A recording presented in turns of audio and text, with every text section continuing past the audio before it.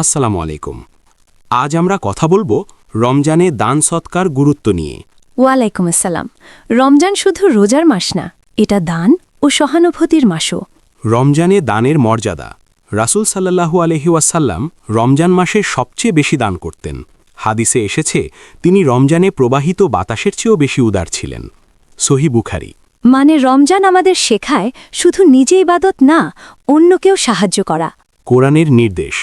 আল্লাহ বলেন, সূরা আল বাকারা 261, বাংলা অর্থ, যারা আল্লাহর পথে সম্পদ ব্যয় করে তাদের উদাহরণ একটি বীজের মতো, যা 7টি শীষ উৎপন্ন করে, প্রতিটি শীষে 100 দানা।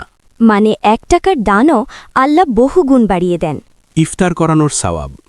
রাসূল সাল্লাল্লাহু আলাইহি ওয়াসাল্লাম বলেছেন, যে ব্যক্তি কোনো রোজাদারকে ইফতার করাবে সে রোজাদারের সমান সওয়াব পাবে। সুনান তিরমিজি। ভাবো তো, একটি খেজুর বা 1 গ্লাস পানি দিয়েও তুমি এত সওয়াব পেতে পারো। কেন দান গুরুত্বপূর্ণ? রোজা আমাদের ক্ষুধা শেখায়, দান আমাদের মানবতা শেখায়।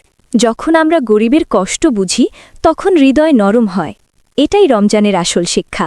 সমাপ্তি। চলো আমরা প্রতিজ্ঞা করি এই রমজানে অন্তত একজন মানুষের মুখে হাসি ফোটাব। কারণ রমজান শুধু নিজের জন্য না, সবার জন্য রহমত।